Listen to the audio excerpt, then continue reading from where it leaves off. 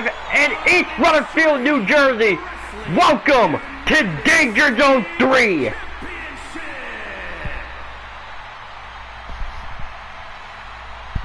And we have a sold out arena here, and I believe in Levi Stadium. And our first matchup of night 1 is for the United States Championship.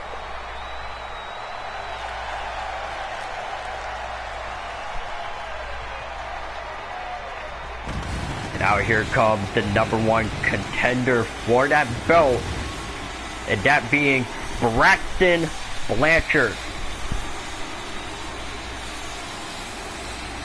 And I need to go ahead and grab the link so I can share it. I don't care how many people we end up getting, well, to watch this. We're doing this for the love of the game, and we're gonna go out with a fucking fashion.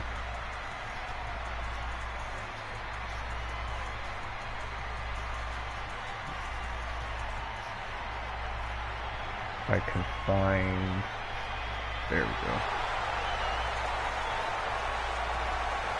If anyone can share the link on YouTube, go ahead and share it in your favorite GCs or Discord servers. Please and thank you.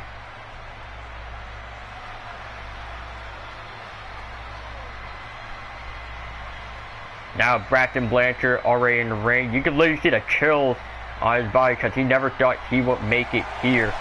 But here comes the champion, and that being Aiden Bailey.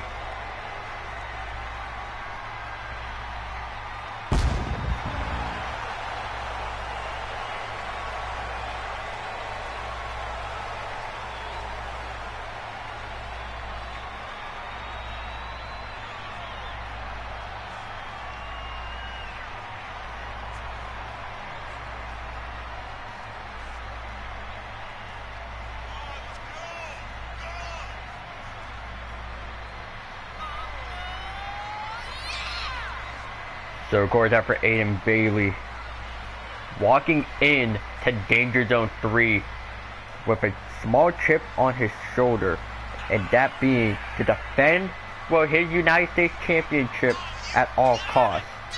Because he never fought up against Braxton Blanchard at any given moment in time.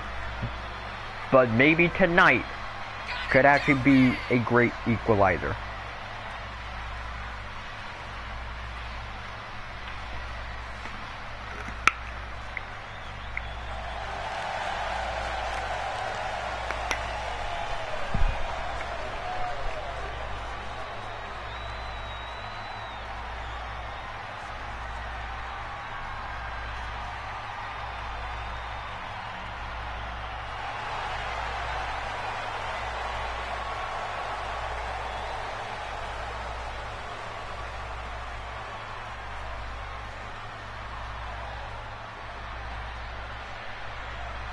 To tell you now that both competitors are already in the ring. There you see the United States Championship on your screen right now. So now let's go down to our ring announcements for the call.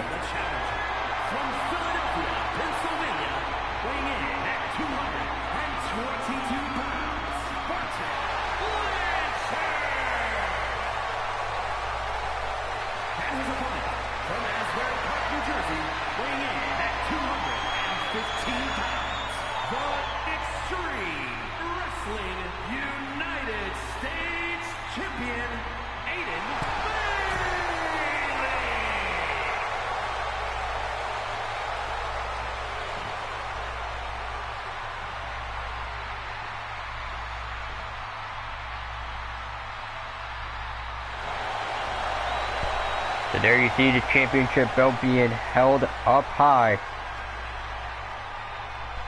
And I would like to say this again for those that are just joining into the chat. Ladies and gentlemen, this is Danger Zone 3. The match is already underway between the champion Aiden Bailey taking on Braxton Blanchard. So now, well, for Blanchard lifting up Aiden, pretty much into somewhat of a position here, but now, for not taking any chances, trying to pretty much get the belt at all costs. But now, here comes Aiden Bailey trying to put in a bit of offense, which, not offense, but a bit of defense. Well, sprinkled here and there. Braxton wisely trying to roll himself out of the ring, because keep in mind, he never faced off against the U.S. champion, not even once. So it's going to be quite different, or pretty much quite interesting to see how these two men are going to be able to square up against each other. Impressive suplex by Blanchard. Wisely rolling out of the ring, going for Aiden Bailey, but now getting himself back into this very ring. Actually, since there is an empty commentary table. So now for pretty much Aiden Bailey slamming Braxton Blanchard head first into a corner. Knee to, I want to say the kidney, almost. So now for Aiden Bailey, grabbing Braxton, going for a backbreaker, but if not one, it's not enough. Then you might as well add two for his mistake. And it's covered by the champion. And almost an immediate kick out by Blanchard, refusing to go down by Aiden Bailey. There is one thing to note about Braxton, that he does have that undying spirit, and he is not willing to stay down for no one. I mean, just look at the triple threat match that he was in against Tristan McCarthy and Oliver Knight. Broly managed to defeat all odds and win the match in his favor. And from what people are saying on social media, could lightning strike twice? But that is what we don't know. So now for Aiden Bailey, pretty much going for a lift up, well, like punch onto Blanchard. Now slamming him down from, I want to say, are those dreads? I think they're dreads. I have no obvious clue. But now Aiden Bailey lifting up Blanchard yet again, dropping him chest first into the top rope. And you can just hear the entirety of East Rutherford here tonight. And now Blue Thunder Bomb by Aiden Bailey, however, does not go for the pin. Not sure if that is smart or kind of a dumb decision, but it will work within his small favor. So now for Aiden Bailey, looking to pick up Blanchard, giving him with a hooded slam cover. And Braxton ends up kicking out. But now, wait a second. And now for Aiden, had that look in his eyes. He's looking to try and finish off the match, go for a cutter. However, ends up getting countered by Blanchard. And the match is now starting to at least pick up the pace here. And for Braxton, could finish off this matchup at any given point. Here to take a small pause here in the match. Well, or not, but into a corner, going for Aiden Bailey. And now for Blanchard, trying to hyperextend the arm, well, of Aiden. However, it doesn't want to work within his favor. So whatever Braxton is looking for here, going off the pretty much the middle ropes into a bit of a drop kick to the face onto the champion. So now Braxton going for a bit of a stunner action, well, onto Aiden Bailey. And I don't even know what is Blanchard trying to plan here, trying to rotate him around for a cutter. Nope, never mind, a forearm to the back of the head. And I mean, it kind of worked out within his favor. But now, Braxton almost tried to go to the corner to line up a broken blade. However, with Aiden Bailey getting back up, it's not going to happen. And I do like the fact that Braxton Blanchard is trying to keep the pressure onto the champion. But now, we may end up seeing it here. And for Braxton, now lining it up. Well, could we end up seeing it? The broken blade, and it connects. And it might be over for Aiden. Cover. And a kick out at 2.8. I want to go ahead and say now. Even Braxton Blanchard could not even believe it. Now realizing that he will have to almost immediately pick up the pace here. Pretty much looking to go for it. There is a little vault over and a slam onto Aiden Bailey. However, for Aiden, not letting pretty much Braxton try to get at least any ounce of momentum within this matchup. But now, for the bell clap to the face and a judo throw by Aiden Bailey. And now, just somewhat deadlifting him up and slamming him back down. It's a massive running power slam, but countered by Blanchard. Well, he doesn't want this match to pretty much end as soon as you would think, but now for Aiden trying to get a hold of him, all is being going outside the ring, and so is Blanchard. And if I will continue on the very outside of the ring, countered by Aiden Bailey, and another counter, only this time by Blanchard. But into the ring now, here comes Blanchard, throwing caution to the wind for a rope crossbody straight to the outside. And it'll restart the count here.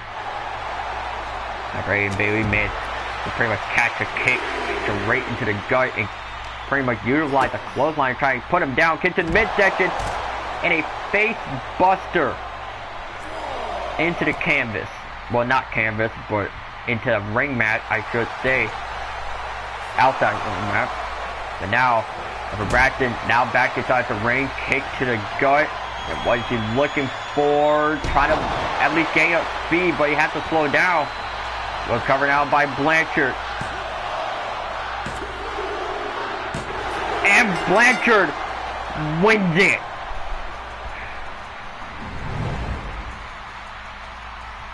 Here is your winner, and new Extreme Wrestling United States Champion, Barton. Now, if that ain't a kickoff, well, to XWA Danger Zone, then I don't know what is. But regardless, congratulations to our new XWA United States Champion.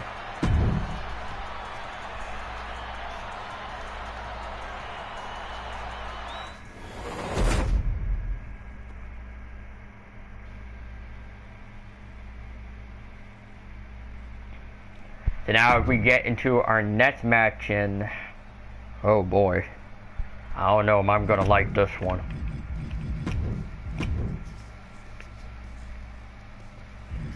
But I do have no choice but to commentate over this. And pretty much as we have Willow taking on, well, the former ring sergeant, Cassie Lucas. Now, of course, how this match came about is where pretty much Cassie Lucas was pretty much being haunted by Willow across many other promotions. Pretty much, and that including the WWE, TNA, and a vast other indie promotions. Wherever Cassie Lucas was at, Willow was just surprisingly there trying to haunt her. So I don't know what is her problem, but Cassie has said that she will put an end to this so-called paranormal demon tonight.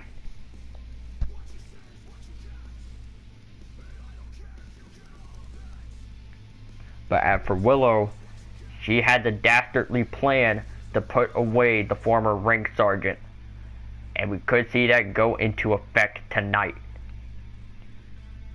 And let's just hope I don't get chills sent down my throat for this one.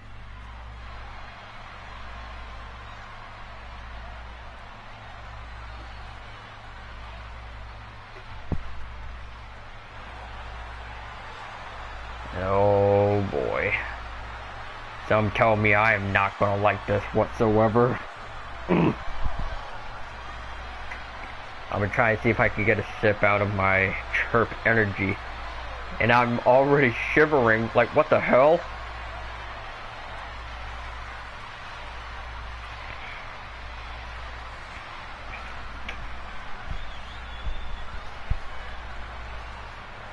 Like, I don't know what to really say about it. It's like the ominous music, the tone, and the all-out presentation of this creature.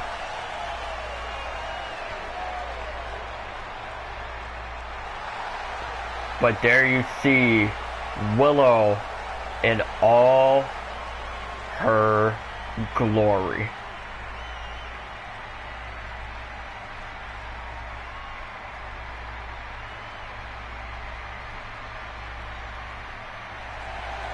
I don't know what to say about her opponent, but I will say that you best be prepared to take on this woman right here. And from what I know, she only comes off, well, she only had a 2-1 record. 2 of those wins, that being taking down both Ramirez and Samantha Bay. But how she lost, she ended up losing to the woman that will be a part of our main event tonight, and that being Valentino.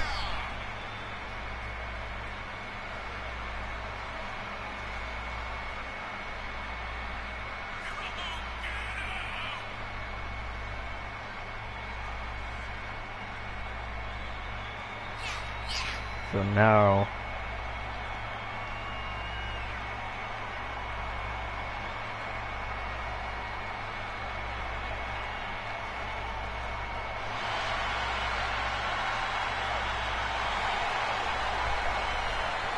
we're going to actually see Willow pretty much get a shit ton of praise here within New Jersey. And from what I have been told, that Willow's friends and family are in the crowd tonight, showing support for the Paranormal One. Now, I don't want her to crawl anywhere close to the commentary desk whatsoever. And I know you guys have the same thoughts as me, like, this woman here is scary.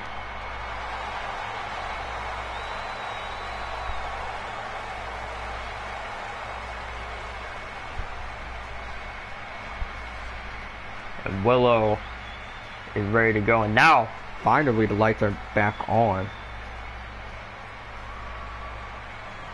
Well, for some reason. So now that Willow's in the ring. What the hell?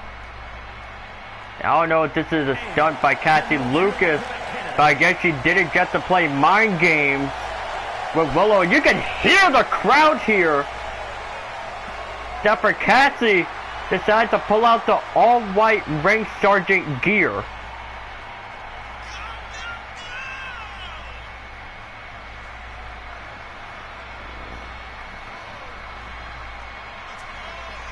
I don't know. Is this supposed to be like a clapback, well, of the mind game that Willow had played on Cassie, or just for Cassie trying to at least bring out the best side of her? That I really don't fucking know.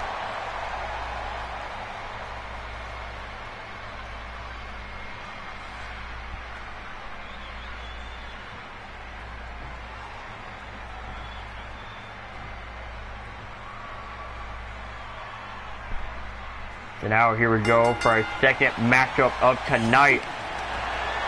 And you can just hear the crowd erupting for Cassie Lucas. Like, she could pretty much overall be the fan favorite here to win. But however, for Willow, pretty much being the one that, well, not the one, but pretty much being the manipulative one, and also the one that just loves to play, well, just a vast amount of mind games, just want to be able to put away Cassie Lucas almost quickly. Step up into Gary by Lucas. And we are entering our free cam. And there you see for Willow lifting up with Cassie and dropping her almost directly onto her shoulder, covered now by Willow, and a kick out by Cassie.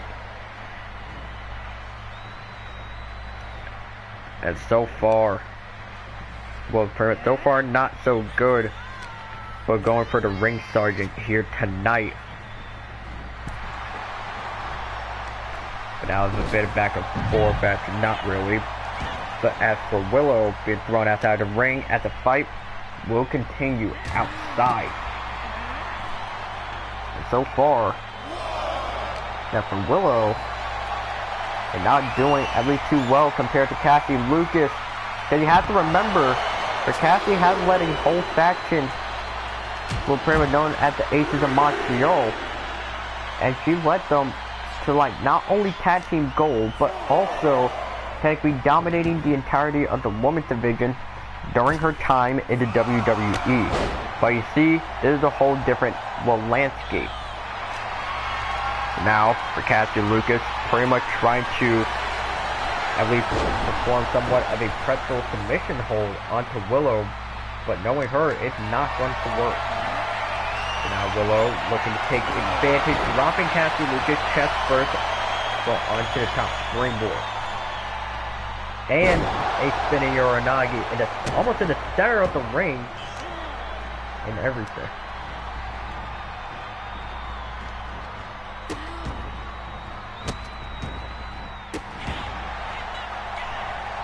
Now, Willow lightly taking small advantages and just trying to take off Cassie Lucas, or at least trying to wear down Cassie Lucas piece by piece, and a double rotation moonsault from Willow, cover, and almost an immediate kick out by Cassie. And like, she is refusing with a stay down kick to the midsection, wrap around. And I believe we called that the Montreal's a DDT, but now for Cassie Lucas, not wasting any time trying to put away Willow. However, Willow saw it coming and looking to utilize it. But with the Wicked Ways leg drop, cover. And Cassie Lucas still in this matchup.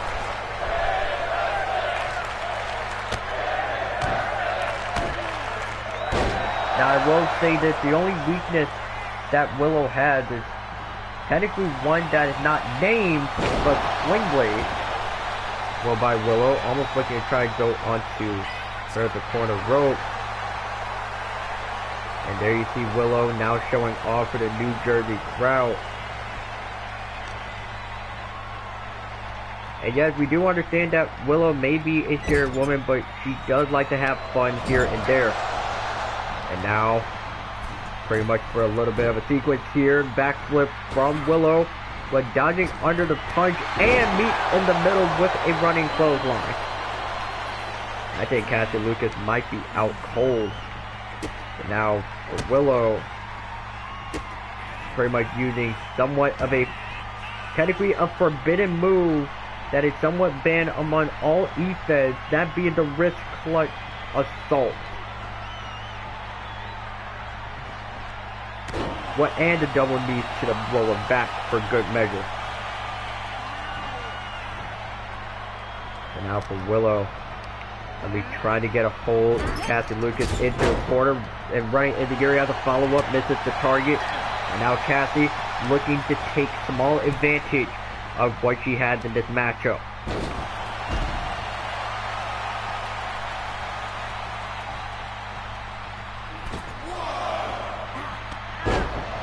Now for Cassie Lucas, pretty much looking to pretty much try to wear down Willow in the best way she can. However, it does not work to her liking. So now for Willow, now having a hold, but Cassie trying to deliver her straight into the corner. However, for the ring sergeant, not letting it happen. Now for Cassie, having her up in the fireman carry position, dropping Willow chest first into the top springboard. And popping the knee open. Now probably just limit the running speed, but pretty much expeditiously zigzag from Cassidy. Well, not Cassidy, but Cassie. Yeah, I'm getting names myself. Sorry. Pretty much got for Cassie Lucas trying to go for repetitive clotheslines here to be working somewhat in her favor here, but now Willow managed to deliver a small counter. And now into the rope going for Willow. She might just have the wind knocked out of her. And Cassie looking to take small advantage, trying to hyperextend the arm. Well, Willow got two elbows to the side of the face, covered by Cassie. And an immediate kick out at one by Willow. I think Well, Willow could be badly hurt here. Well, not badly, but severely hurt. And now Cassie's thinking that she won, but there's one thing to note. Never turn your back on Willow, or karma is going to come at a very hard price. And I believe for Cassie now getting ready to find out the hard way. And now for Willow, Turtle going for the wicked wave, leg drop yet again, covered out by Willow. And a kick out by Cassie. Like, how is she still in this matchup? I have no idea. And now Willow onto the top rope, turn around, looking to go for a double rotation moonsault, but misses the target for the last second. Now for Cassie Lucas, realizing that she may have just pretty much found a small weak point within Willow. And yes, I do say a small one because technically Willow's weakness is not even a big one. But now for Cassie Lucas, realizing this, try to go for a kick away face buster. However, Willow would not know about a disaster kick. Put to the side ahead, and I think Cassie might be out cold. So now Willow putting Lucas's head face first into the corner. However, for Cassie, it's not letting it happen. So now, Days onto the ropes, and now the ring sergeant just gonna let her have it. Or just try to at least give her a kick to the center. Well, not a kick to the center, but a kick to the gut at the very least. But I guess that's not what is gonna happen. The into the corner goes to Willow. And now, Cassie trying to go for a heavy right arm. Now you're trying to jam the boot within the chest. Well, Willow, I believe that for Cassie may have got Willow exactly where she needs her to be. Cover. And kick out by Willow. Even Cassie Lucas is trying to figure out what can I do to make sure that this woman stays down. Nothing at this rate, but outside the ring goes for Willow. Let me get the camera back to normal. Damn, this shit is mad difficult. Alright, there we go. Camera back to normal. Apologies for that. But now, back inside the ring for both women and now for Willow. Now has a hold of Cassie Lucas, throwing her head first into the corner, knees to the kidney. And now, Willow begins to pretty much dissecting Cassie Lucas like a frog. Kick to the midsection, and it could be all over for the Willow's trap. A cover. And Willow and they're collecting another victim in this very ring. Here is your winner, Will.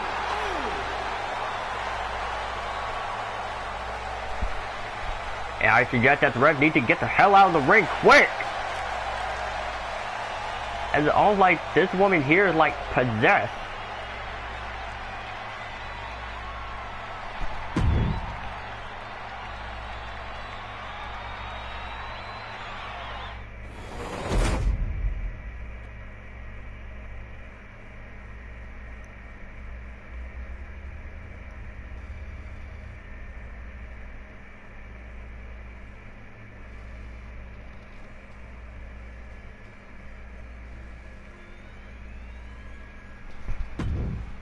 Oh Lord.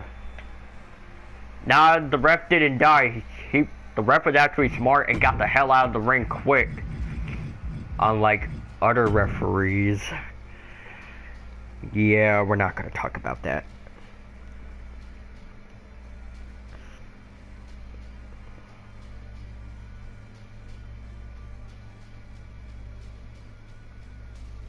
So let me just edit the results. Because I'll release these results when the show is over. Now here is a match that I'm very excited about. Alright. This is going to be a pain in the ass to commentate, but fuck it, we ball. So for those that haven't seen XWA's Onslaught last night in Philadelphia, a fight broke out backstage and it led to the point where three individuals were involved and they need pretty much a solution. And that solution was a triple threat match for the Underground Championship. And the participants are as follows.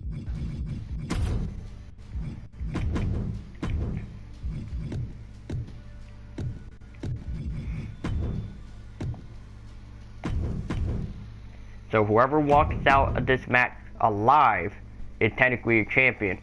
So you have Zach Wilde, Exile, and Cobra.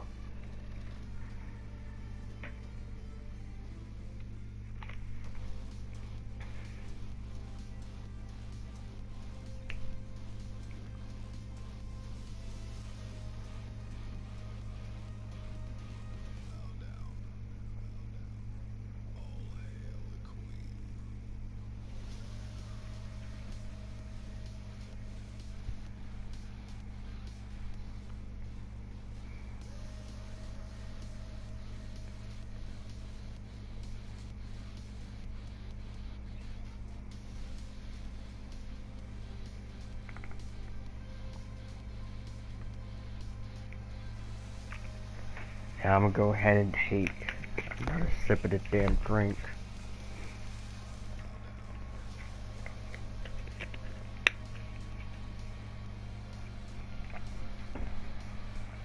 God damn, that shit good as fuck.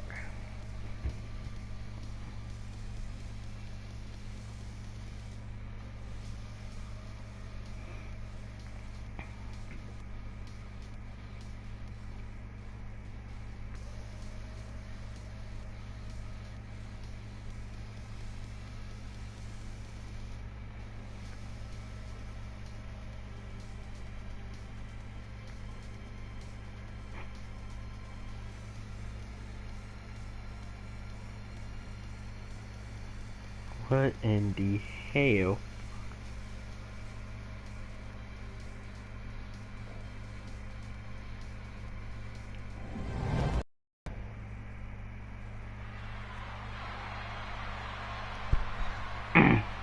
Alright, we back at it.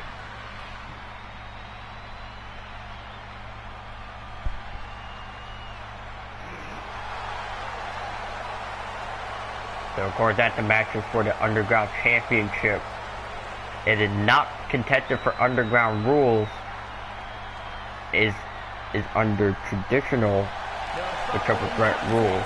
Is a triple threat match and is for the Extreme Underground Championship.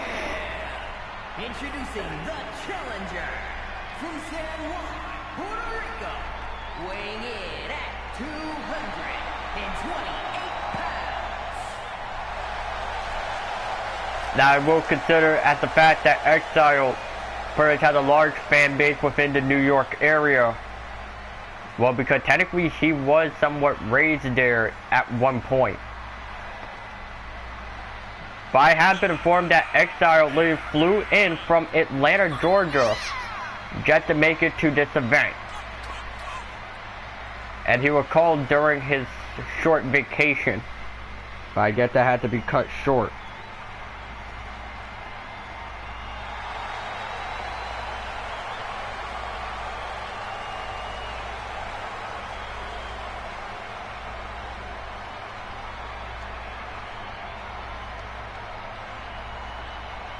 Now I'm looking through Twitter right now.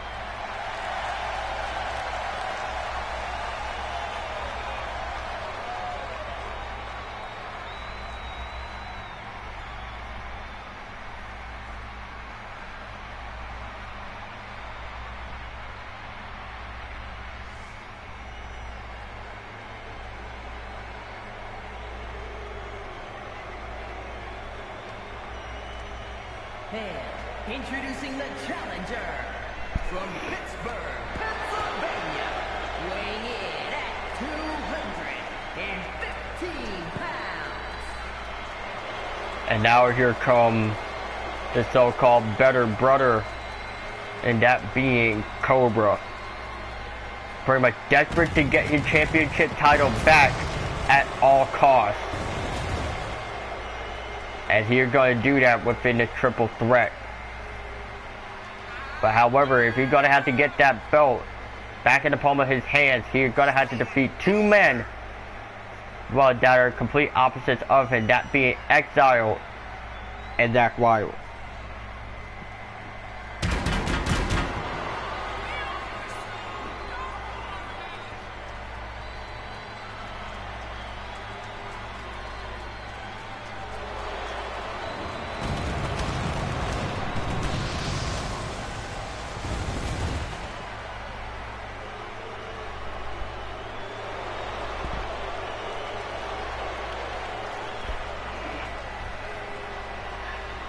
And paired with the booze here in New Jersey, it kind of will justify it, if I want to go ahead and say so.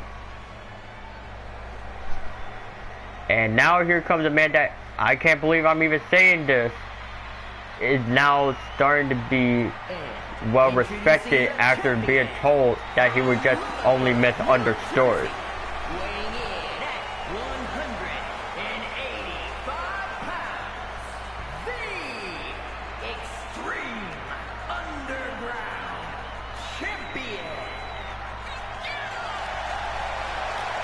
And that underground champion you see right there, well, our longest reigning underground champion as of now, that being Zach Wilde. And he decided to pull up in the all black gear that he worn only a few times in the independent scene from what I remember.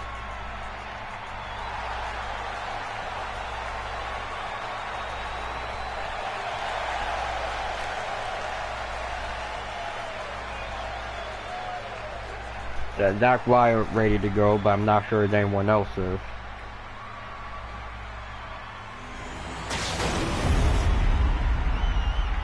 Wait, there's a Gator Roll Falcon Arrow in 2K25? Oh lord.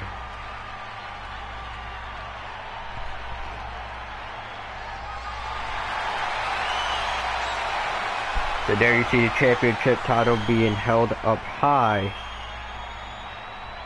As the match is getting ready to be put into effect.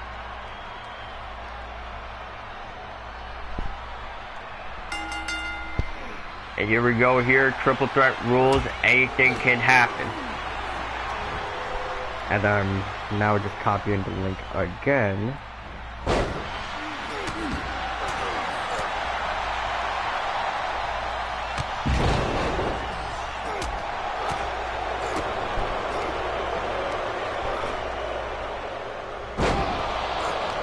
So as I'm getting all of this shit set up.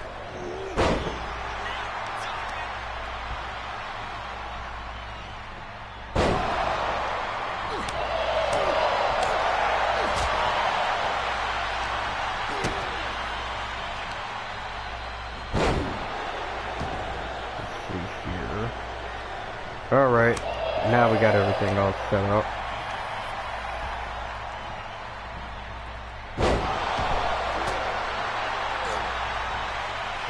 So now let's focus on to this damn match, which is damn near gonna tire me out before our main event. Now it's record go for Zach Wilde, but here comes Cobra. Player with a flip over cutter. And keep in mind, we did end up getting a preview of this match backstage in Philadelphia. But now that this match technically now has it official, but this match is just gonna get even more crazy than this. And now for Zach Wilde into a rope rebound suplex from Cobra. But here comes, well, Exile with that same running knee that I believe he had done onto Cobra and Wilde. And of course there's some double teaming action from Wilde and Exile. So there's the forearm and there's the total reject. Well, from Wilde. The technically in the triple threat. Hell, the champion doesn't even have to get pinned, because it will still lose the belt that way. So now it's just a fight between the champion against one of the challengers, that being Exile.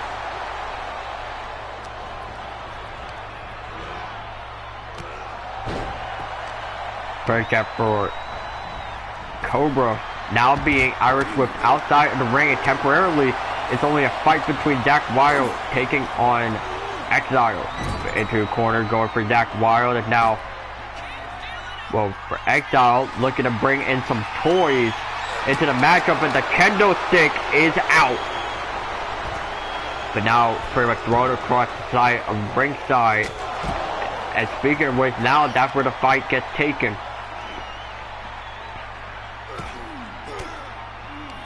So now after Cobra, probably being countered by Zach Wild, but now for Exile, throwing Zach into the ring, and so Cobra will throw Exile also in the ring. And so far, there could be a turning point within this matchup here.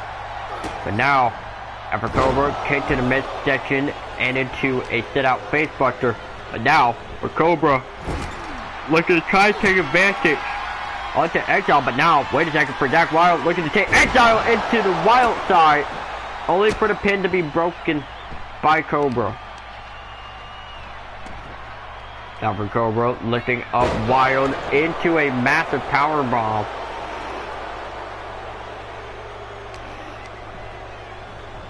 I'm still breathing in all that smoke from earlier. It's not good for my lungs.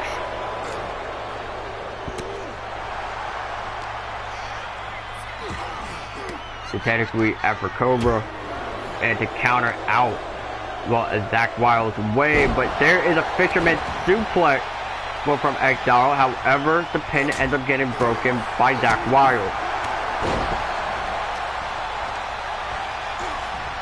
And so far, it is not going good for all three men.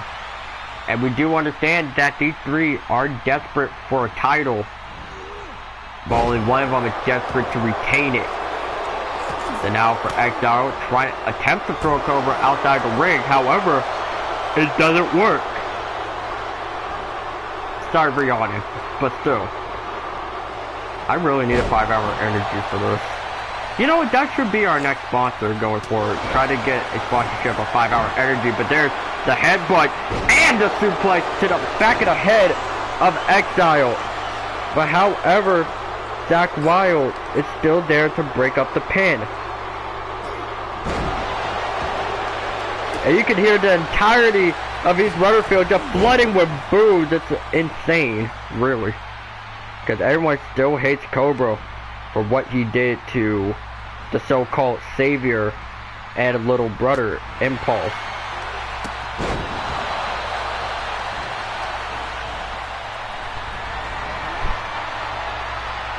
And there you see someone holding up the Puerto Rican flag of Exile.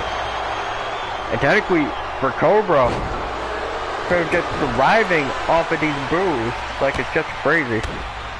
And that's how wisely try to escape the ring, try to catch a breather. But now for Exile, pretty much looking to take care of business, and after Cobra not letting it happen. So now for Cobra, going for a suplex of his own onto Wild, and Jesus, fuck, these boos are loud. So now for Exile, pretty much going for a bit of a combo that he has within the corner, putting away Cobra temporarily, covered by Exile, and a kick out. Well, not kick out, but the pinfall end up getting broken up by Zach Wild. So now for Zach, technically realized he had the opportunity to retain, going for the Wild side into cover. However, Cobra already back up to his feet and stopped the count before 3. And the match is still going to continue for however long. Now for Cobra, almost looking to fly. However, for Zach Wild, prevents it. It's a no-fly zone here at the moment. So now, wait a second, here comes Exile going for, technically the Exile, we're pretty much going for the Eternity Driver, is what it actually is called. And now for Exile, pretty much going for what he calls the Internal Combo, and takes a seat well, directly after, as Cobra can just only look on. And suplex by Exile.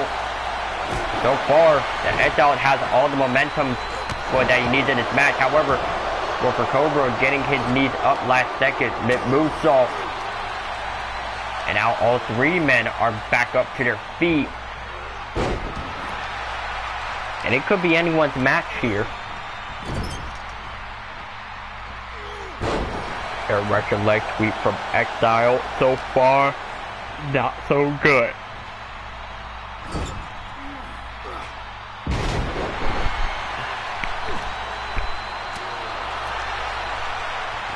Now, for Exile, pretty much wisely rolling himself out of the ring. Now grabbing the kendo stick, looking to bring it within the battlefield. And he is going to use it. One for Zach Wild and a few for Cobra. And I believe Cobra might be out cold. And now Exile taking small advantage. However, Zach Wild managed to counter out of the way for it.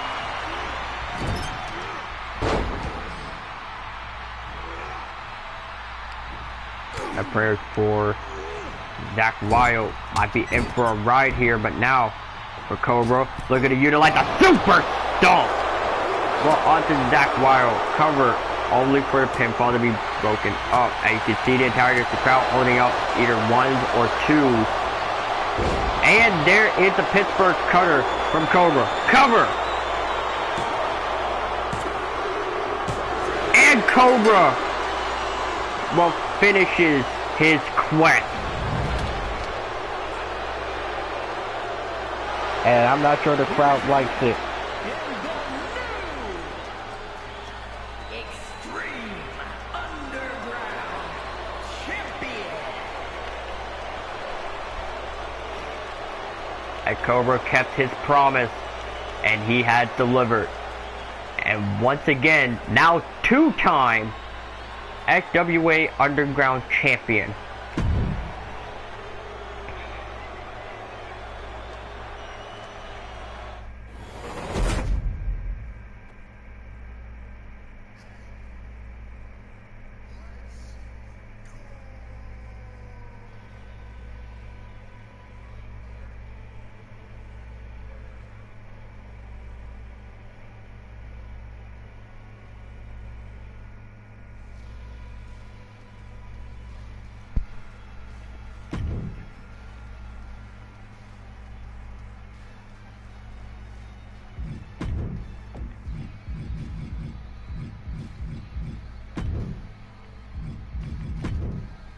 Alright, ladies and gentlemen, it is now time for tag team competition. And I'm getting a word backstage.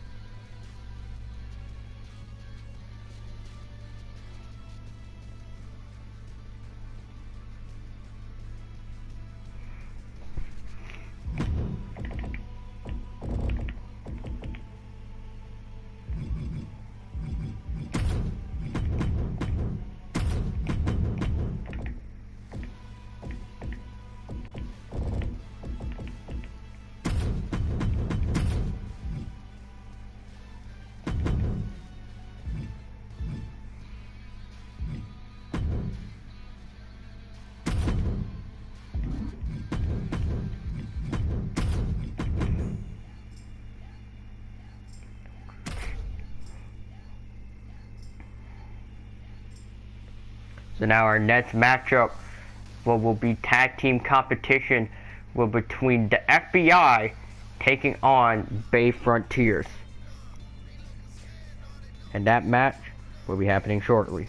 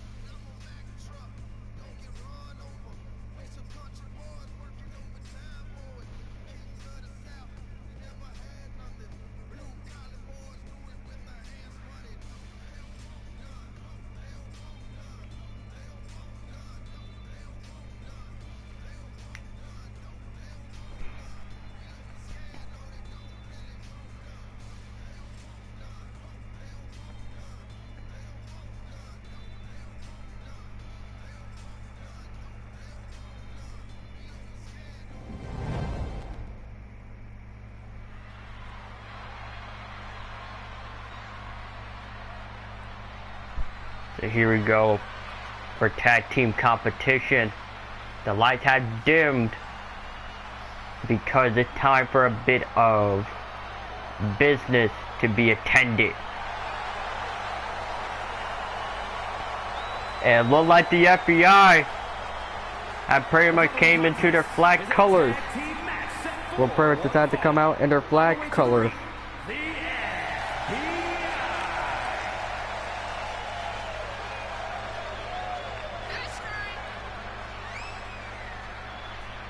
And that being the flag of Italy, as these two are representing the country that they are from, which actually is a very cool sight. And also, Taylor now has her hair fully grown out, which is Very nice to see.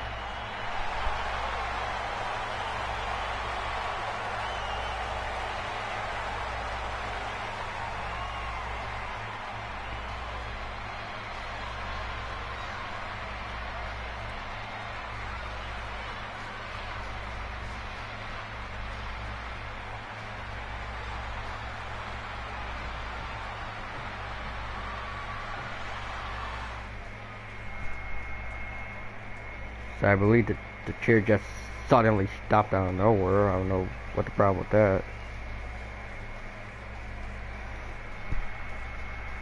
But I guess it's because the Bay Frontiers are here.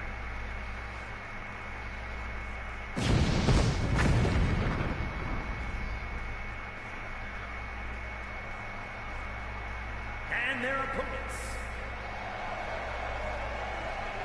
And the Bay Frontiers are now out and about. And you can also see for Samantha Bay actually wearing a Impulse jacket.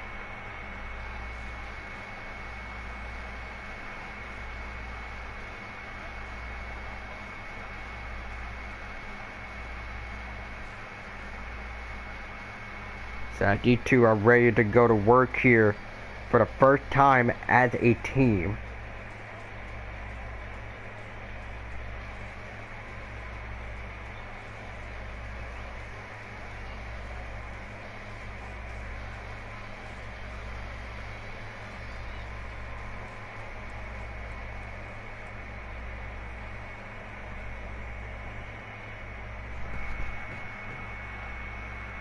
So now on one corner you see the FBI, the other corner you see, well, the Frontiers are starting off this matchup in Narantia and Carter.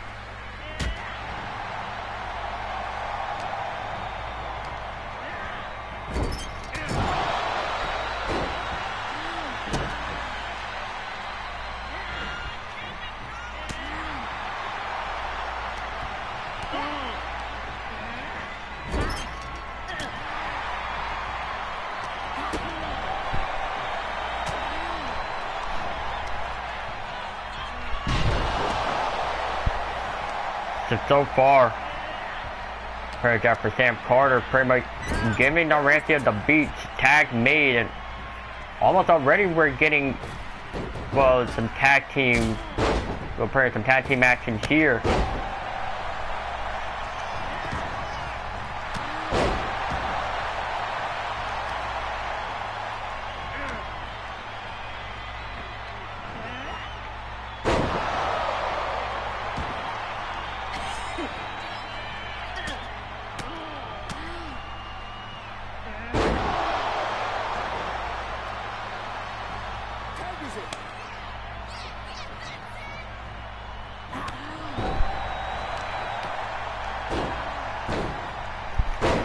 The parent that the tag is made and Taylor Hugo already made it legal. Never mind. As the tag made and now Sam Carter. And now but for Hugo, for not letting Sam Carter be onto her feet. Tag is made and now Narantia back in the match.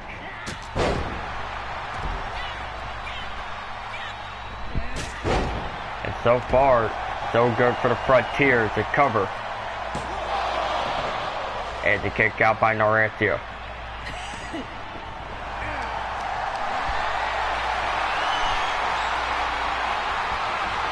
So apparently, except for the FBI for going into this match, hoping to actually win pretty much. They never cared on winning the tag team belt. They just wanted to at least have a spot onto the show card, in which they now do. So now, for Naranthia, go for a repetitive shoulder thrust and the choke within the corner.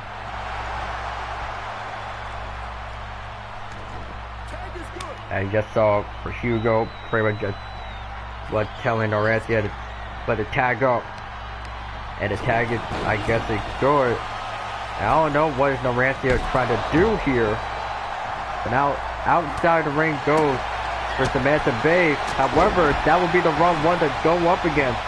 Well, not wrong one to go up against, but the wrong one to get out of the ring. As you need to get Sam Carter out. But it's nothing that Taylor Hugo can't handle. Now for Hugo, probably looking to try and crack open the neck of Sam Carter in the worst way possible. And the elbow drop to the dead center of the chest. Tag made, and here comes Naranthia. And a hot tag is made, and Samantha Bay is now in. But now for Naranthia, lifting up Samantha Bay, never mind. And for Samantha, shifting her body weight to her advantage. But I don't think it's probably gonna help her one bit.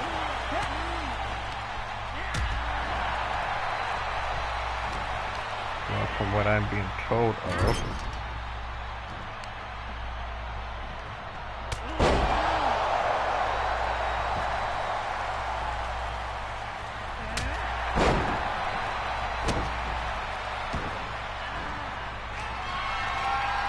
But now, well, for Samantha Bay, pretty much going for somewhat of a swanton bomb onto Naranthia, however, misses the target. Also, sorry if I'm not commentating a whole lot, because I'm literally looking back and forth on Discord and here, and it's kind of difficult. So now, for Naranthia, pretty much being held by Samantha Bay, pretty much onto the rope. And that'll be a drop. The entirety chest first with her whole weight down onto the top springboard. But now, Naranthia throwing Bay into her own corner and a nasty European uppercut. Tag made, and here comes Taylor Hugo to try and finish up the job.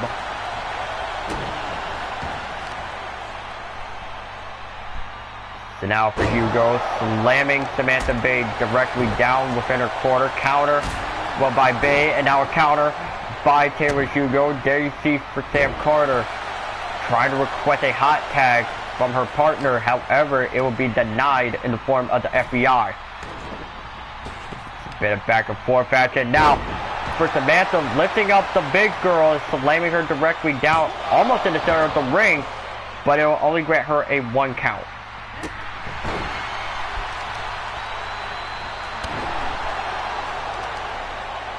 The franchise for Samantha Bay, well, fighting like her legitimate life is on pretty much like her life is depending on it. But now for Taylor Hugo, realizing that he may have a way to put down Samantha Bay for good, and we could see it here.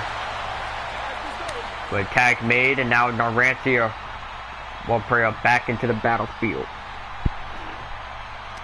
So whatever Naranthia is looking for, and that being, well, a flat-out suplex and somewhat of a fisherman buster or whatever cover, and it will only grant her a 2 count after Sam Carter tried to save her partner from being, well, counted out or some sort.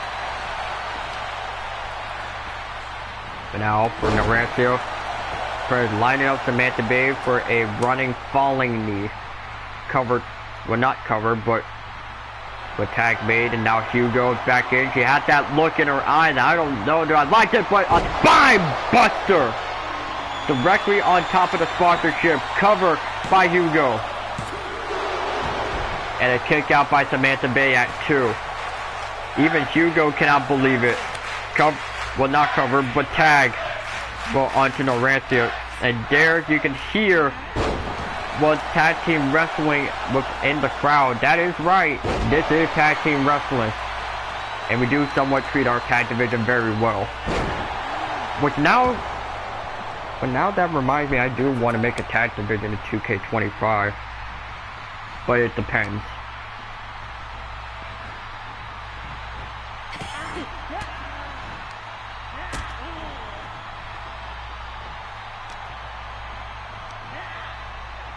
And now, for Narancio, here throwing Sam Carter for like somewhat of a sandbag or something, but now Sam Carter not letting it happen, trying to at least regain, well, her own momentum off of Narancio. And there you see Jasmine trying to crawl back to her corner to request a hot tag of Taylor Hugo, which is successful in what way or form. However, it doesn't work in the light of Samantha Bay. Let's land her back down to earth.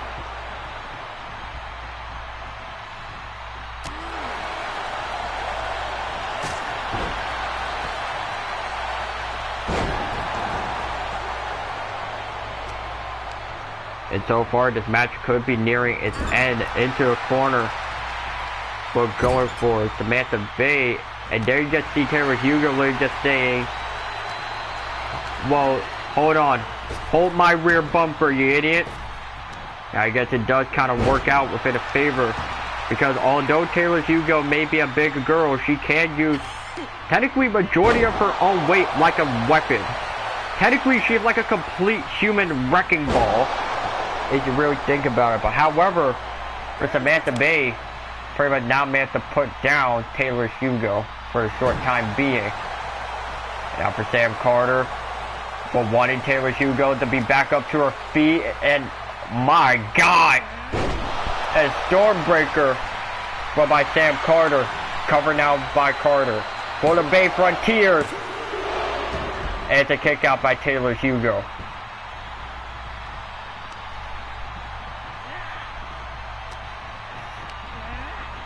And now for Hugo, pretty much thrown into a quarter attack made, and what the hell did these two have in plan? Well, brainbuster by Carter, and a frog splash by Samantha Bay. And I believe that move is called, well, the crossbones. But yeah, the move is called crossbones by the Bay Frontiers. But I guess for Samantha Bay, it's not finished because you want to add a cherry on top. And a falling senton, well, onto pretty much the top of the body of Hugo. But I will say this, that for Taylor Hugo is somewhat built like a tank. So a senton would probably not do jack shit. And another attack made. I don't know what the hell are both of these women will have planned. But they're pretty much the high knee and the enziguri. And what is Samantha Bay looking up here for a suplex, well, bringing suplex pin, and they get the win. Here are your winners.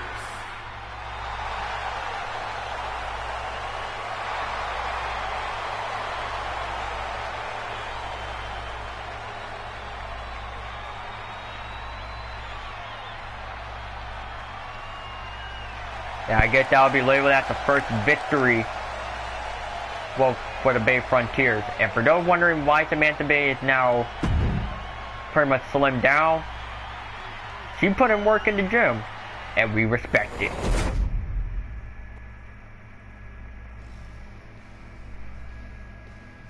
Damn, we're literally almost halfway through Night 1's cards. My goodness. We might actually have Night 1 done before NXT starts. Which really wouldn't matter because I can just watch NXT on my laptop. So they got CW on there, so no worries. Now let me look here. Ah, man. The one match I was also very excited about is on night 2. Eh, it doesn't matter. That's like 24 hours away anyways. Alright, so now for our next matchup. It's kind of a weird one, but at the same time, well, it's gonna be confusing, but also cool.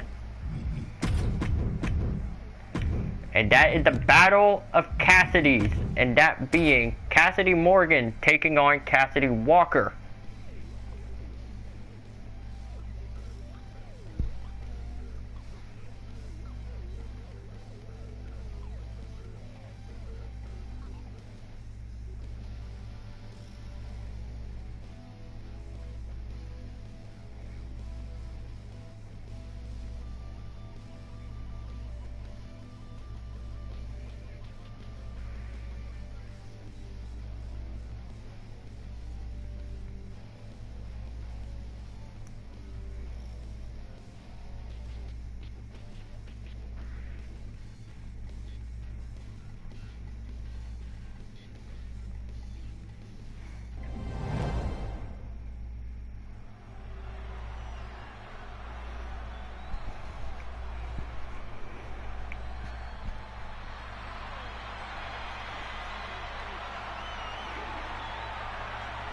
And I think I know that will sound anywhere because here comes everyone's favorite magician in the women's division, and that being Cassidy Morgan.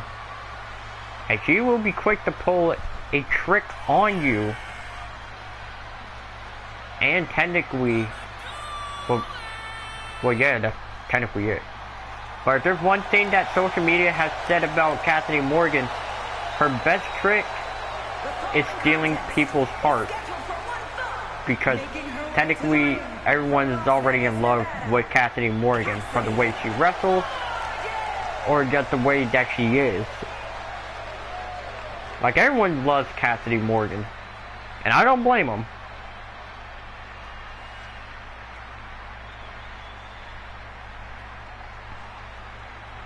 And now here comes Cassidy Walker.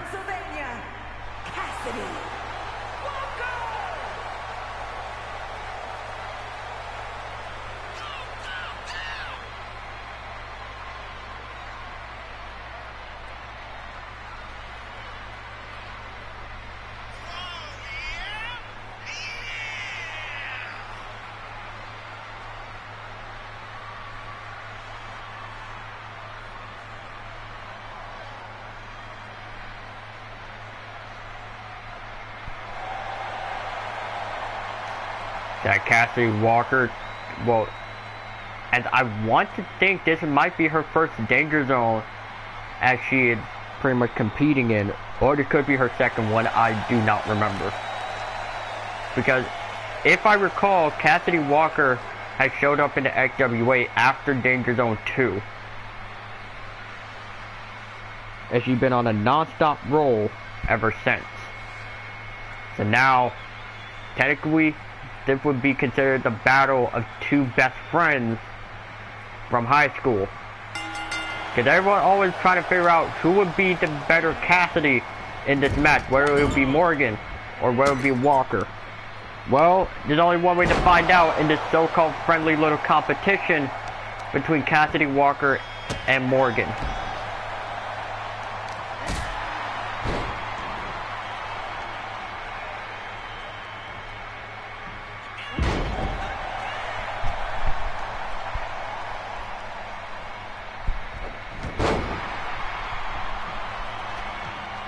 After Cassidy Morgan will pretty much realize that she's pretty much in the ring with technically pretty much one of the best female, well, fighters, well, not female fighters, but one of the best female wrestlers within this very ring, that being, well, Cassidy Walker.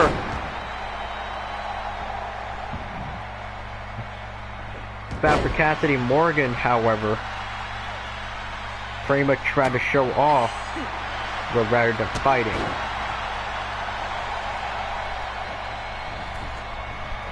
So now there's the rebound, well, clothesline off of Cassidy.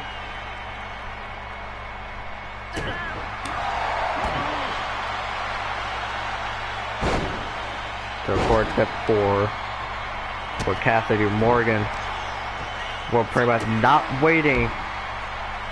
Well, yeah, pretty much not waiting to put it, well, to put an end onto Walker, but now lift her up into a sky high for some reason. But now for Cassidy Morgan on the top rope, looking to fly for a massive body splash, and it connects onto the back of Walker. Cover. And it's a kick out too. Now from what I've been told, what Cassidy Morgan and Cassidy Walker had talked about potentially having this match, they're just doing it for bragging rights. So technically, there's nothing serious within this matchup, other than the fact of relying on one question: who was better in ring, Walker or Morgan? Because in terms of look, obviously Cassidy Morgan wins, but in terms of in-ring capability, well, both women are technically unmatched, but they also have their uniqueness whenever fighting. Because you see, for Cassidy Morgan tried to be more flashy and looking cool while doing most of her moves, while Cassidy Morgan, well, not Cassidy, but Cassidy Walker pretty much focusing more on the match at hand and technically showing off later. As you see now, pretty much a kick into the midsection. But now, for Cassidy, what she calls this, the blue lock. Well, the blue lock driver, which is somewhat inspired from the anime somehow. But now for Cassidy, trying to go for a bit of a belly-to-belly suplex. However, for Cassidy Morgan, what denies it and counters it, repairs like a loaded drop kicker. Jump sword! But a flip backbreaker could be the one to put an end to Walker. Because I have been told that there was one point in time where Cassidy Walker ended up taking a chair shot straight to the back. And it almost felt like that she got paralyzed directly after.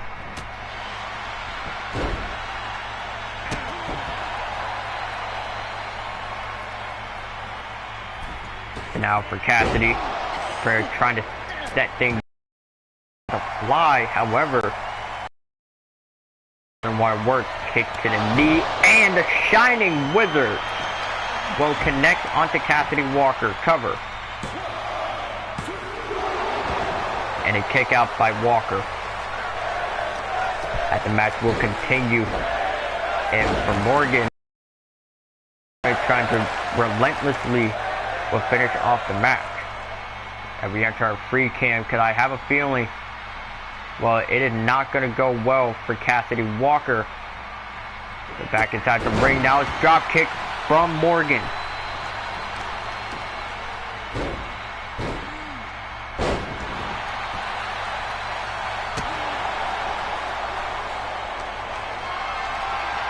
And now after Cassidy Walker lifting up technically her best friend, technically this would bring back memories, well, for Cassidy Morgan, as she potentially does love to be like constantly picked up by Cassidy Walker.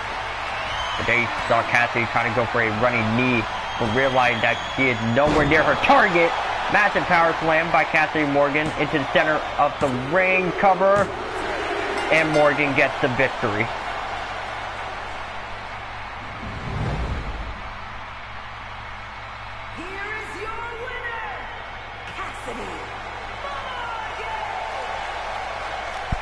So Cassidy Morgan is your winner.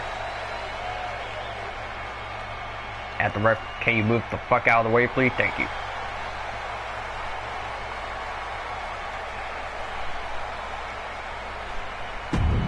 The branch that you just see Cassidy pretty much just acting for a little bit of help up. Well, pretty much for Walker acting for a bit of help. And a little sign of, well, of respect between the two. A little bit of sportsmanship doesn't hurt nobody. So now we look at the cards. Oh, nope, wrong one. Here it is.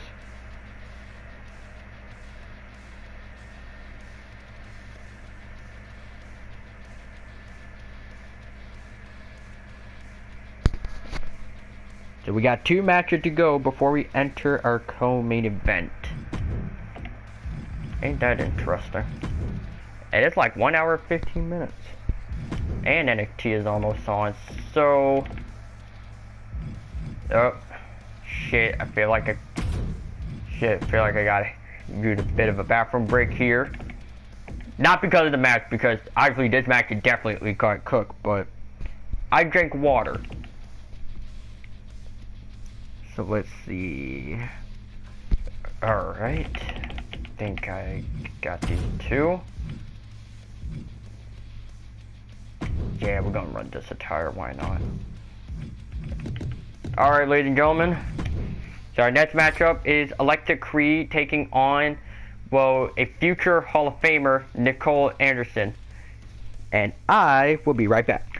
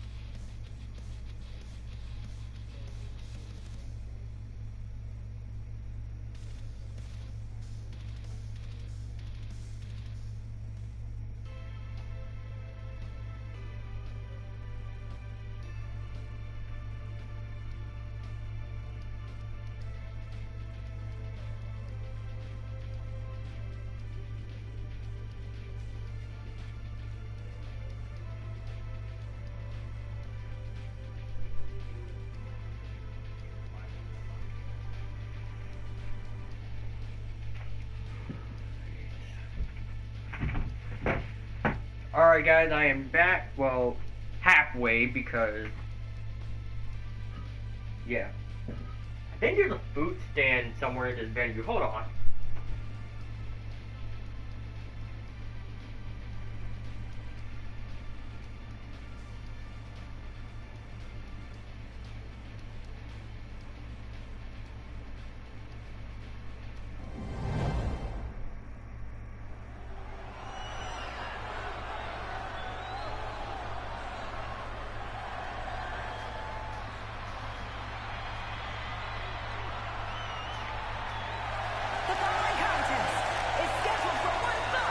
Making her way to the ring from Manhattan, New York, Alexa Reed!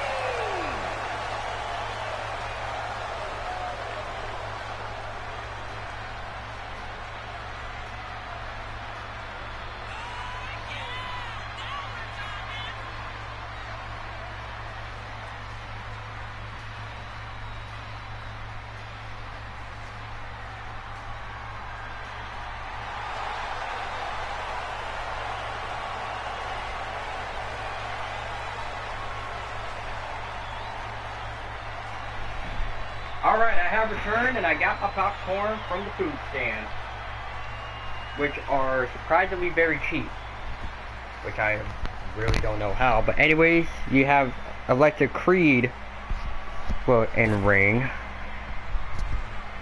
and here comes her opponent.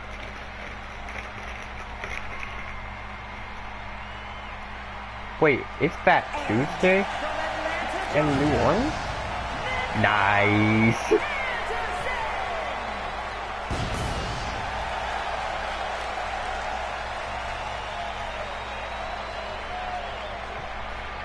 So now here comes the future Hall of Famer, Nicole Anderson.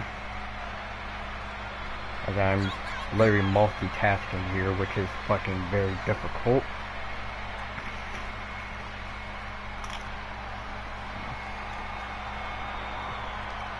God damn, these popcorners are delicious. They're sea salt flavored.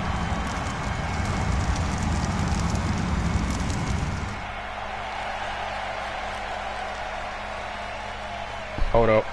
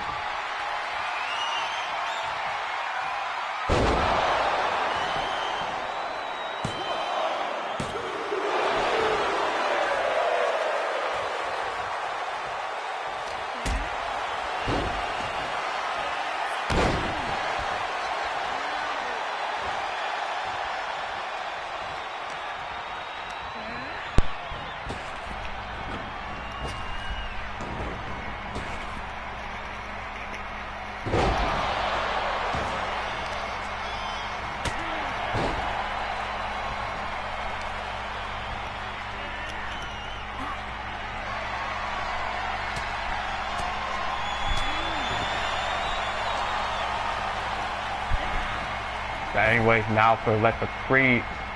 Could be a throw to a rope. Never mind. Now, they're countering against Anderson.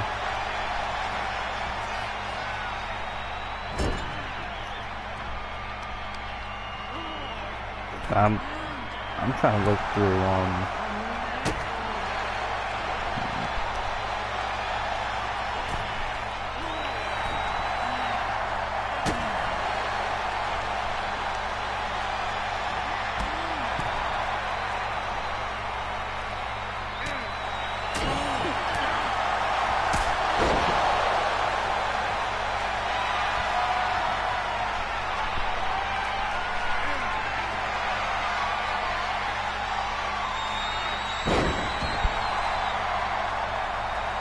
Hold on, I'm trying to figure out what the fuck is going on with NXT right now. Give me a moment.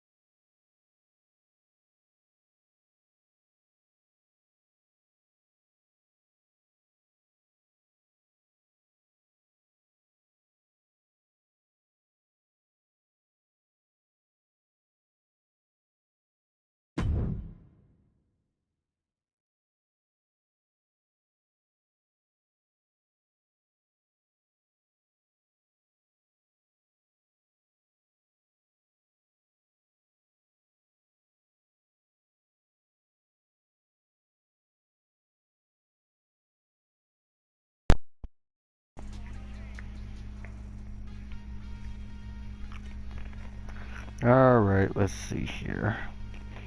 Anyway, congratulations to Alexa Creed.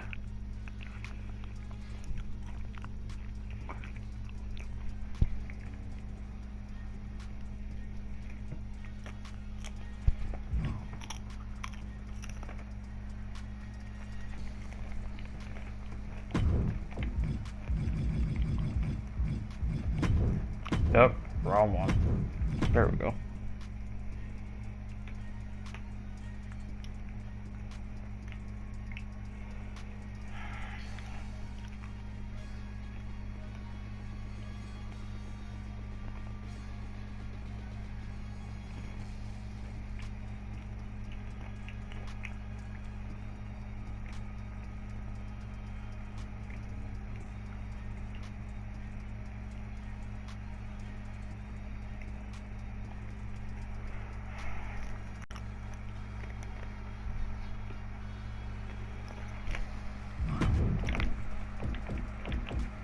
Alrighty then.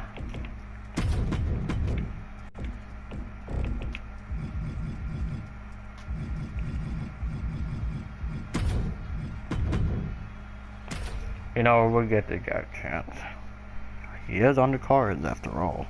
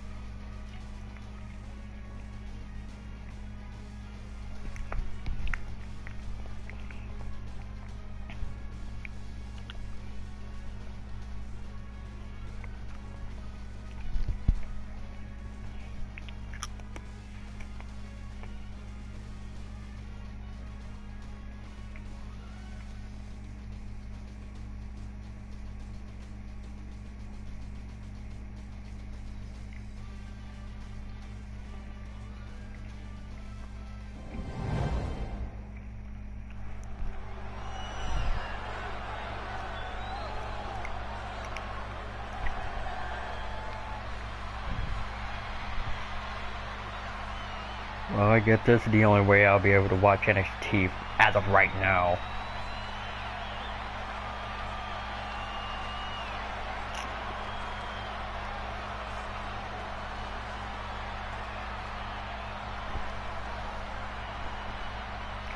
So anyways, here comes Oliver Knight. The following contest is scheduled for one fall. Making his way to the ring from Seattle, Washington, weighing in at 215 pounds, Oliver Knight.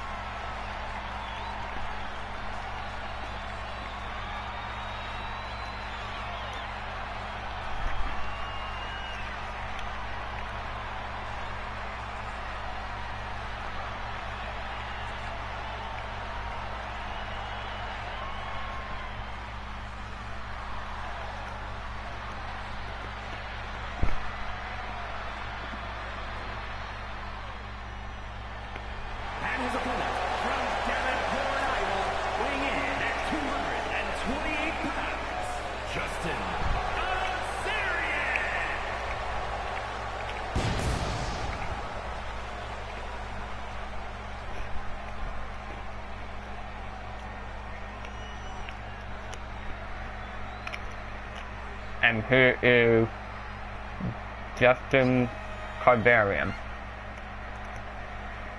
Now, not much is known about this human being, or can we even call him a human, because from other companies that I've seen this man perform, that he is somewhat of a freak of nature.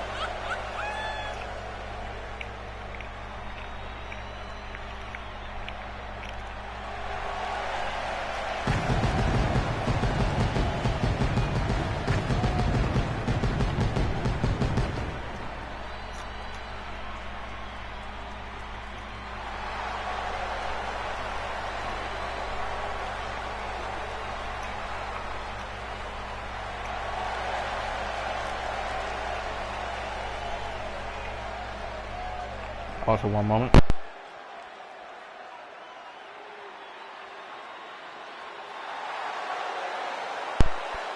Right, now I got volume going on my laptop.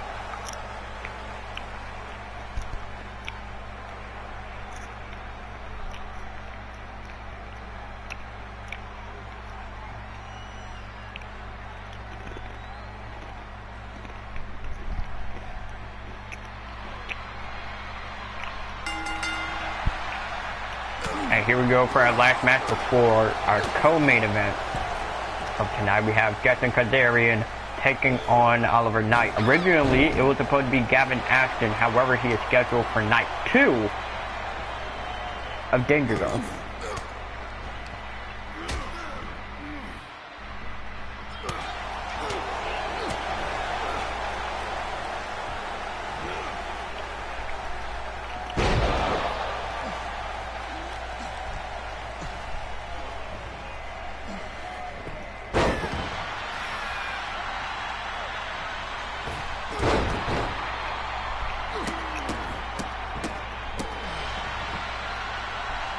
Hold on.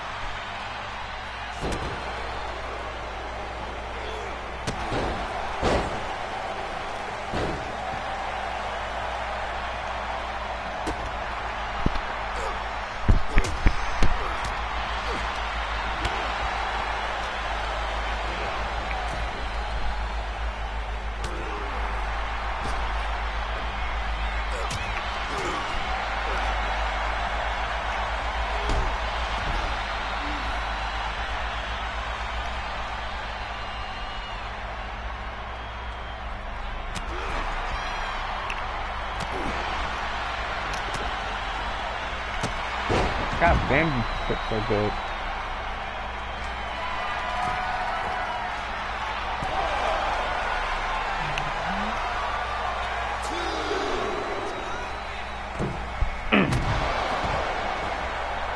Alright, let me lock in real quick.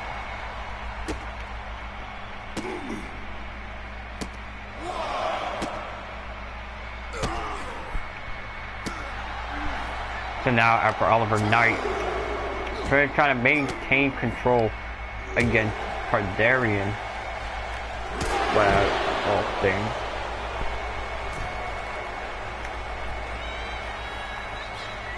And now Kazarian back in the ring at the count of 4, but now for some reason decides to roll himself outside the ring.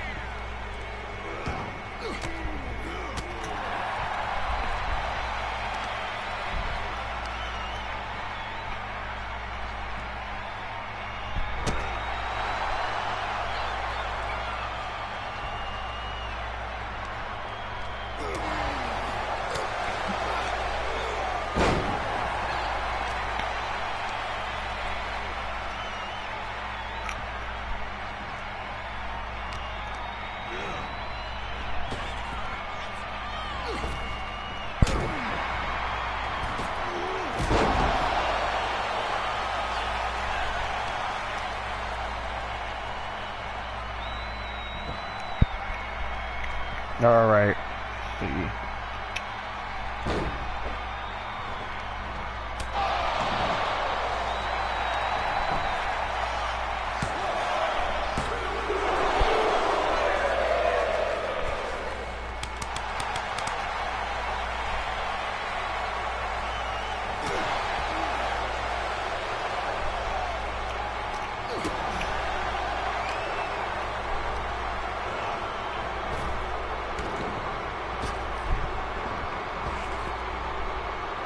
Also, if I'm not commentating as much, I'm trying to help someone be able to watch NXT since they can't.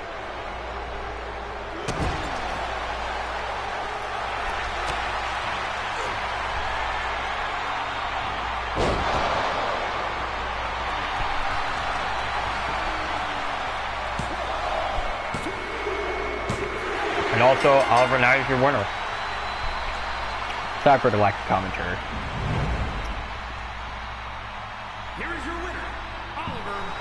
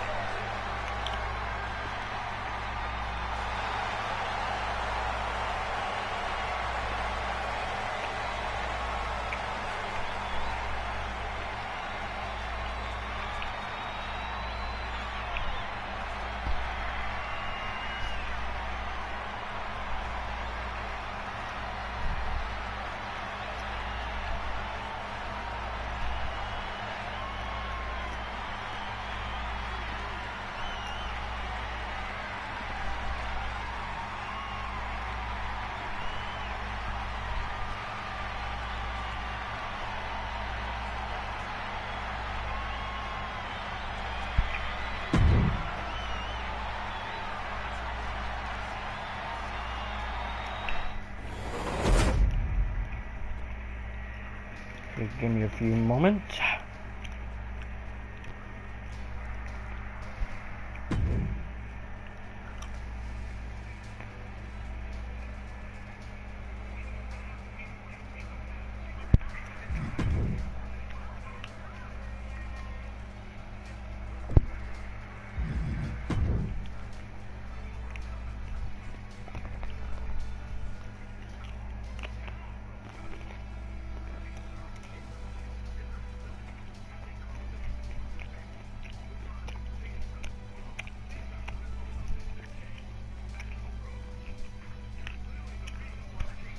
All right.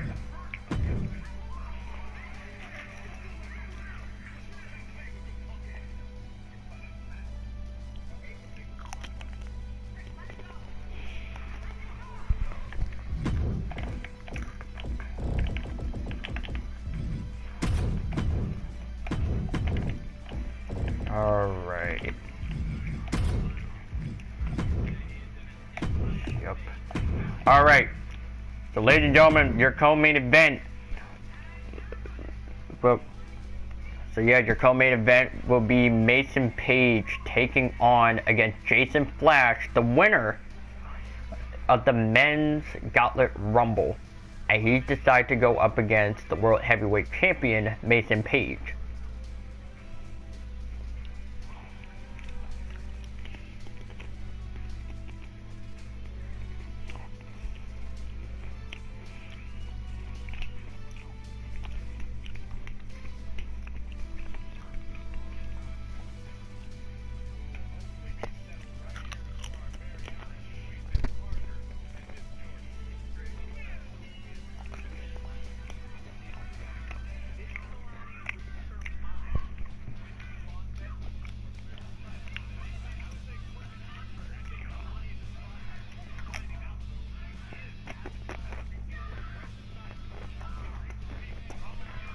But I cannot stop eating these popcorns. They are good as fuck.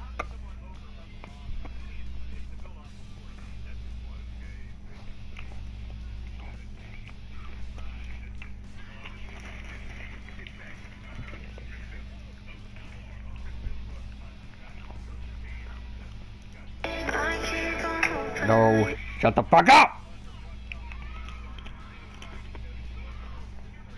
That's better yet. Fuck you. The following contest is scheduled for one fall and is for the Extreme Heavyweight Championship.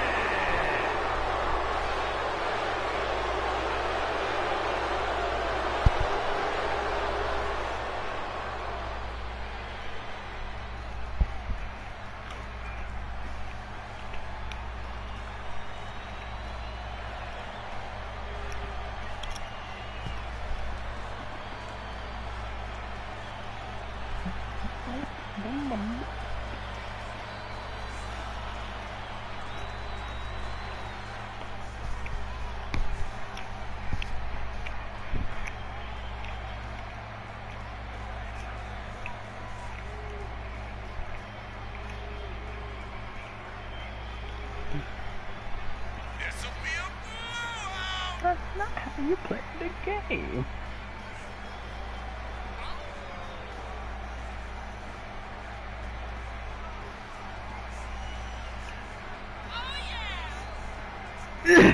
Alright. But anyway, here you have the challenger, Jason Flash. Oh shit. As a matter of fact, let me let him know about it real quick.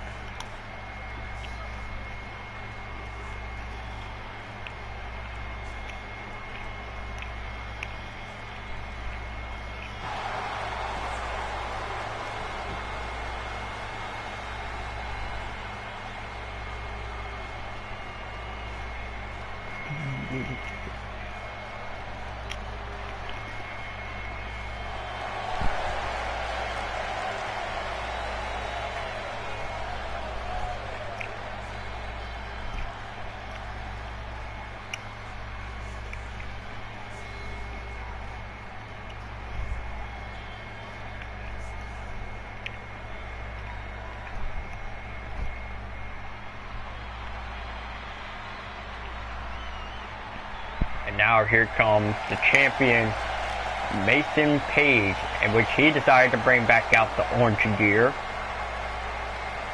He's actually kind of a fan favorite.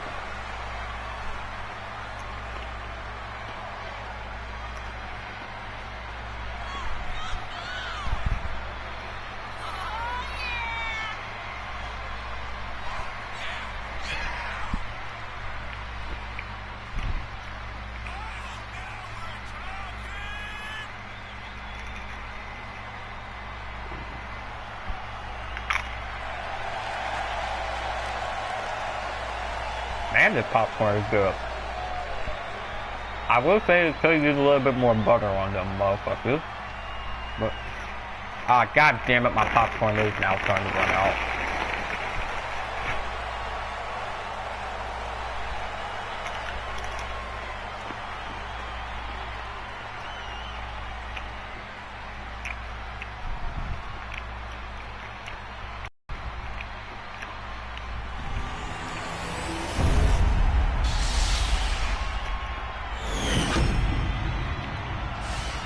Introducing the challenger from Australia, weighing in at 230 pounds, King Jason Flash.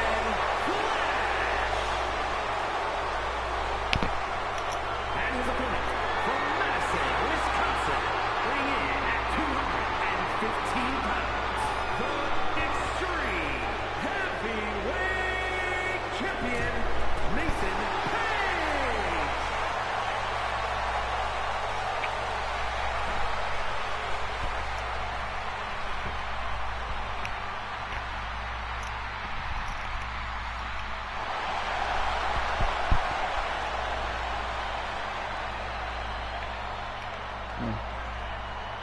I've got to hurry up and finish the popcorn so I can commentate this match. Don't you worry.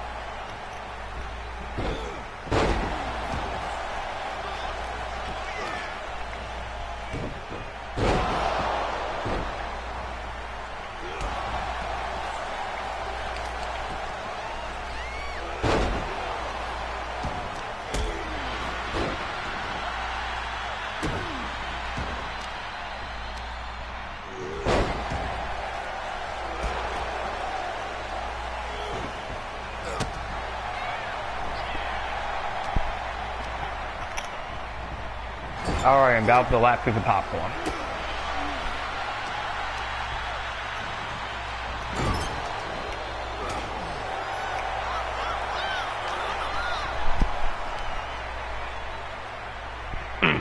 looking good. Alright, now, to the match.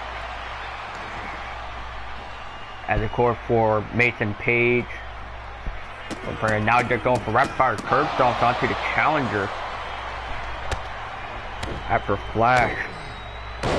Pretty much gonna have to do whatever it takes to get that championship belt off of Mason Page. So let me head back into the Discord. Alright. Now we good.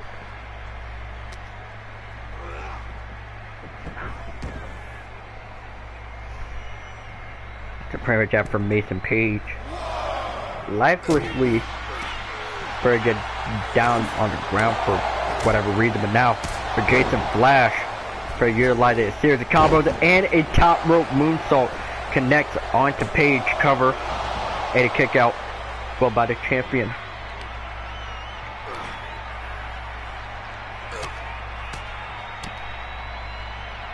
Now of course you do see on the back of Flash's attire he is calling himself the Kingpin.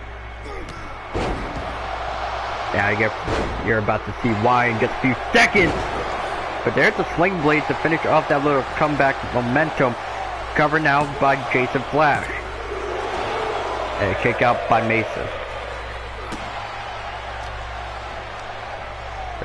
So far, Mason Page pretty much still trying to keep a little bit of the pressure going both in this matchup. They're not looking to put an end to the match, missing the running knee, go for Jason Flash.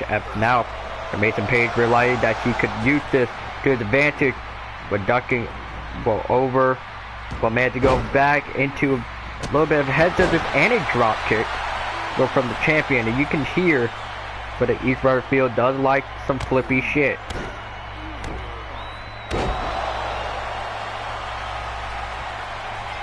So now for Mason, wait a second, kick to the midsection. And I don't even know what that, but I think that was a DDT covered by the champion. And a kick out too. So far, Mason Page being very, well, not being desperate anymore, but now being more calm and collected while going into this match. However, he does need to at least be a little bit desperate if he wants to take down Jason Flash. But there's the middle rope cutter by Page. And I see from Mason trying to pretty much trick Jason Flash into a bit of a trap kick to the midsection. Face buster directly onto with Jason Flash. So now into a corner going for Flash. Massive clothesline connect.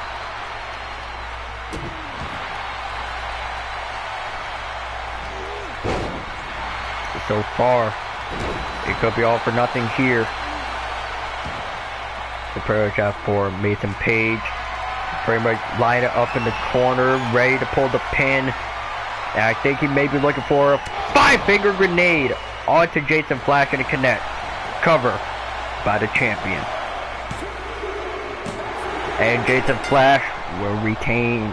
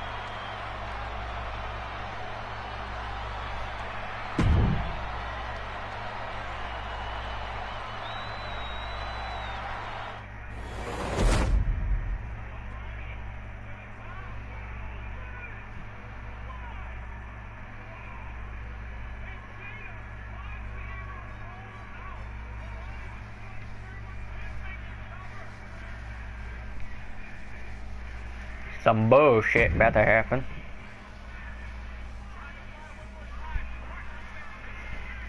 So now everything all leads up to this. Oh, wrong arena. There we go. Now everything all leads up to this.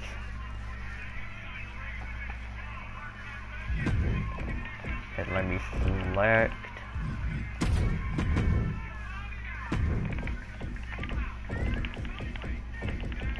Let me find.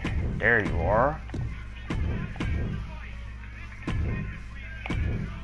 So of course, your main event, a contender for the Women's Heavyweight Championship, and that being the battle between Jamie Alexanderson, who is your current Women's Heavyweight Champion, taking on the challenger, Valentino Martinez, or just known as Valentino.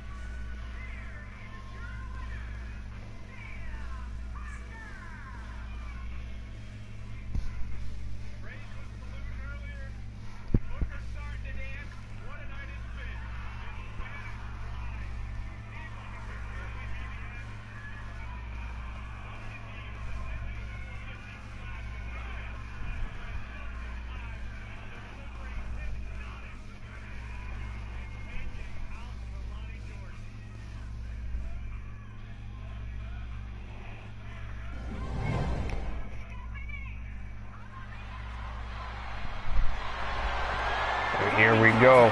It's scheduled for one fall, and it's for the Extreme Heavyweight Championship.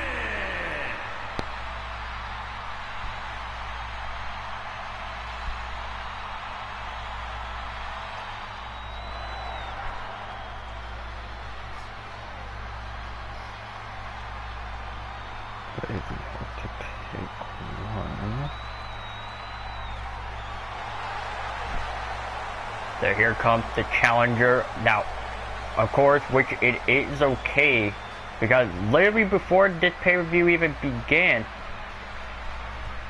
well, you can literally hear Valentino saying that she is nervous and she has literal chills going up and down her spine. Like, she made it, but she's just pretty much nervous that she's going to be competing pretty much in front of hundreds of thousands of people from all across the state just to see her.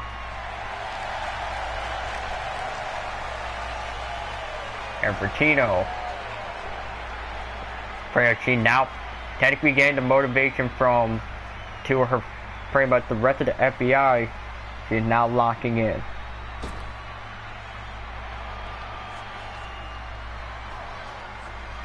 And here comes the champion.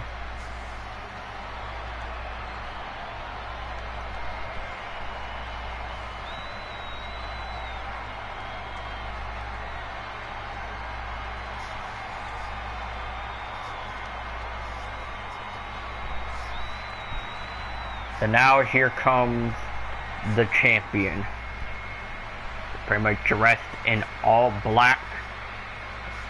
And if you ever see this woman pretty much decide to pull out the all black gear, someone is probably going to die.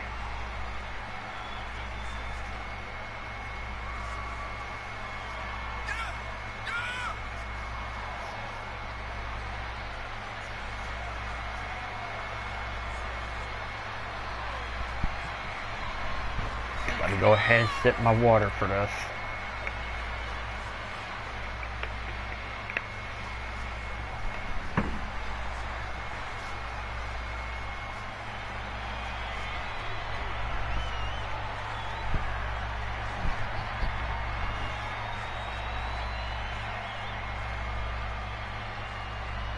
So pretty much as you see for the champion, raising that belt high into the air. And you can tell that's the entirety of New Jersey. Pretty much has both competitors' backs. But who deserves the belt, or who deserves the women's heavyweight champion, We'll find out right now. And let's go down to our ring announcer. Introducing the challenger from Manhattan, New York.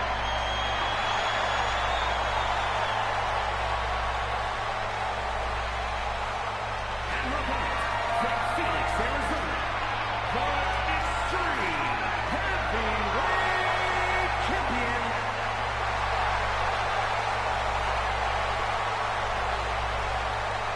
And here we go. Everything led up to this very moment. And of course, after both women agree for the belt as a referee in charge, holding up the title belt. And we officially crossed the 2-hour mark. So here we go. And let the match will get underway as prayer for Jamie. Prayer wasting no time trying to put belts to ass onto Valentino.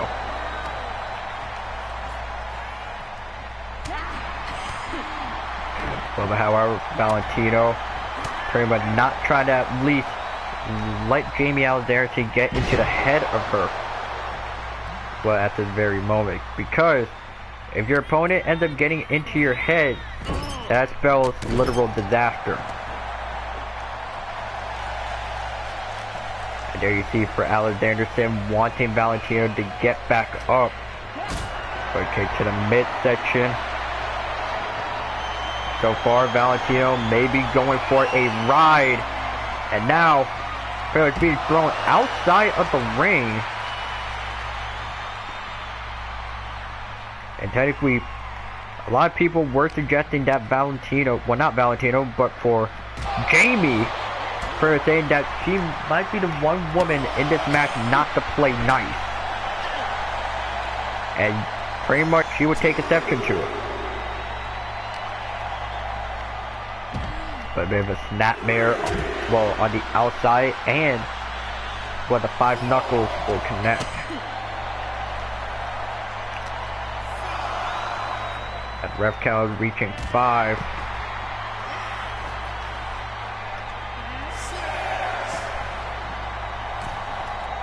So far, it's just pretty much looking to be absolute mayhem.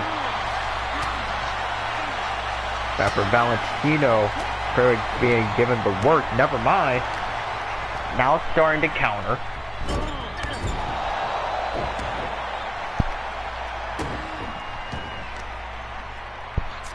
Hold up.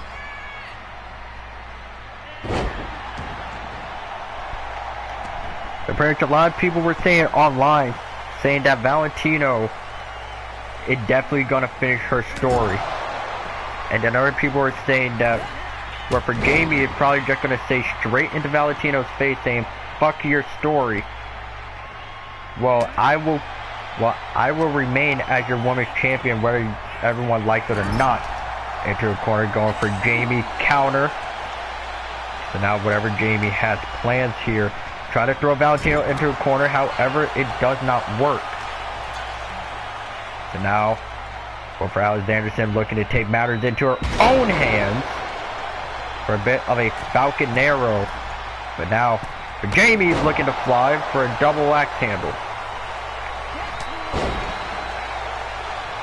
And I'm not sure have I said this on commentary before, but for those wondering, well, Jamie Alex Anderson is pretty much half Norwegian, which is cool.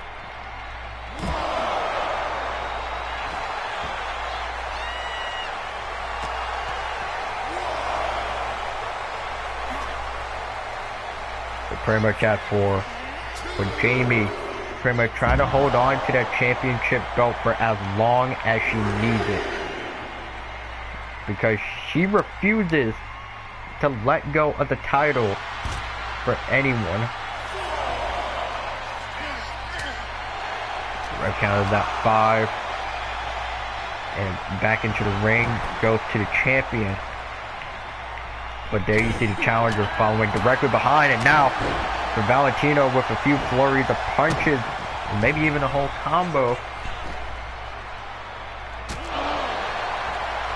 And it comes by Valentino. And a kick out by Alexanderson. So now for Valentino, pretty much trying everything within her strength, trying to maintain, well, not maintain, but, well, yeah, trying to maintain control. And Valentino had that look in her eyes, and she could probably do it here. Now go for a brain buster. Cover.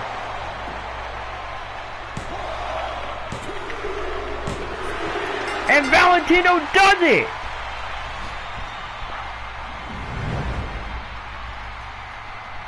Here is your winner, and new Extreme Heavyweight Champion,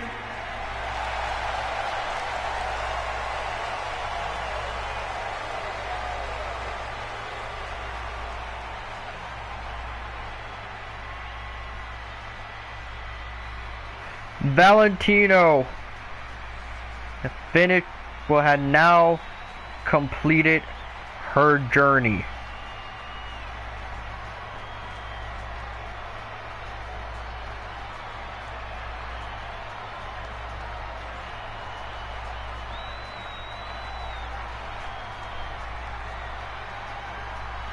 That Valentino has dethroned for Jamie Alexanderson. Now, wait a second.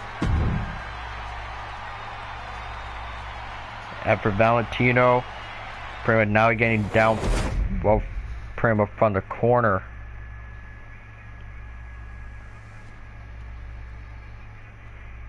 It seemed that for Valentino having a little chat with her opponent. You know what, Jamie? You actually did give me one good fight. I owe you one. So thank you for this.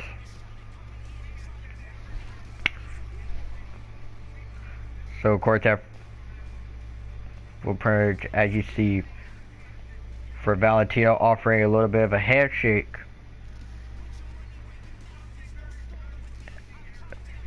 And Jamie accepts it.